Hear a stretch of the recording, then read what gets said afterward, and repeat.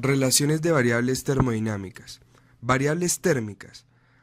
Estas son las que me indican o me referencian cómo se encuentra mi estado termodinámico o cómo está mi sistema.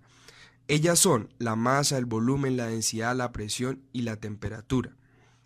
Las propiedades termodinámicas son tres muy importantes: las mensurables, conceptuales y derivadas.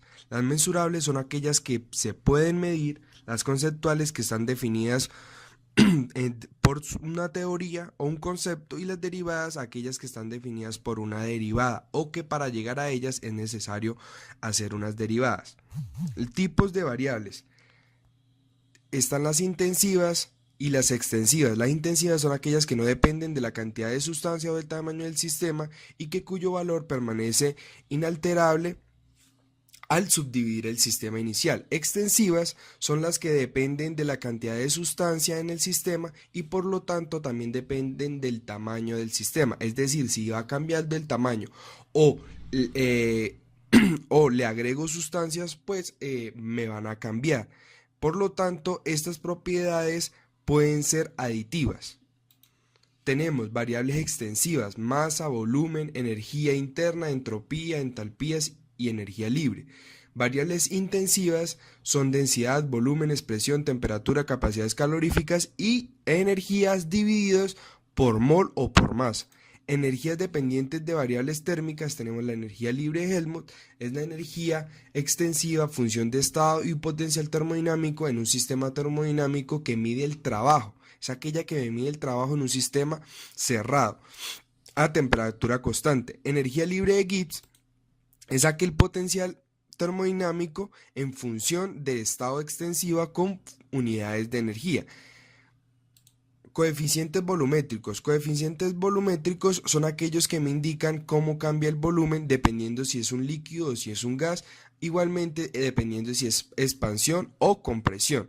Aquí tenemos expansión térmica, compresibilidad isotérmica y compresibilidad adiabática. Isotérmica a temperatura constante, adiabática a presión constante.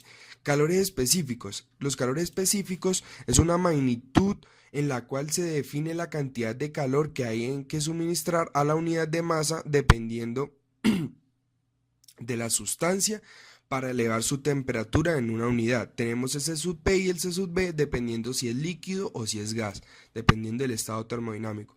Funciones matemáticas. Las funciones matemáticas que vamos a utilizar para demostrar, es necesario que entre ellas se puedan estar descritas. Por ejemplo, si tenemos dos variables definidas, la tercera es totalmente definida, como lo podemos ver en la imagen. Relaciones de reciprocidad y cíclica son aquellas relaciones en que puedo relacionar unas con otras a partir del recíproco, o la cíclica cambiando de lugar sus variables. Las ecuaciones termodinámicas fundamentales son aquellas que tienen variaciones de energía interna, entalpía y energías libres.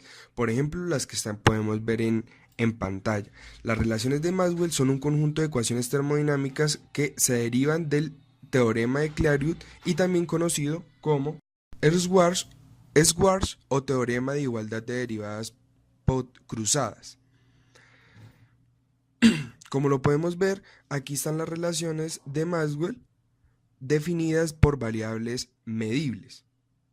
Ecuación de Bridgman. Esta ecuación me indica o me da lugar para hacer demostraciones y en cualquier momento incluir variables medibles para determinar sus derivadas.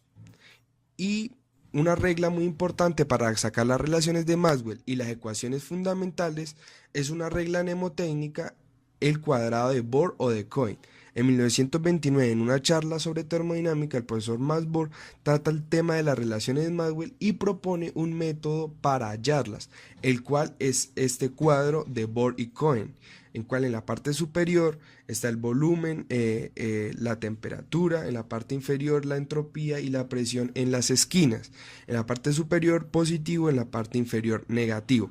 Una de esos ejemplos lo tenemos en el diagrama mnemotécnico para demostrar una de las relaciones de Maxwell, como podemos ver, son unas flechas que tocan solo las esquinas, como la temperatura, el volumen, la entropía y la presión, y cada una de ellas me dan a conocer una derivada en su mismo orden. Si se comienza en la parte superior, positivo, y si se comienza en la parte inferior, negativo, sucesivamente.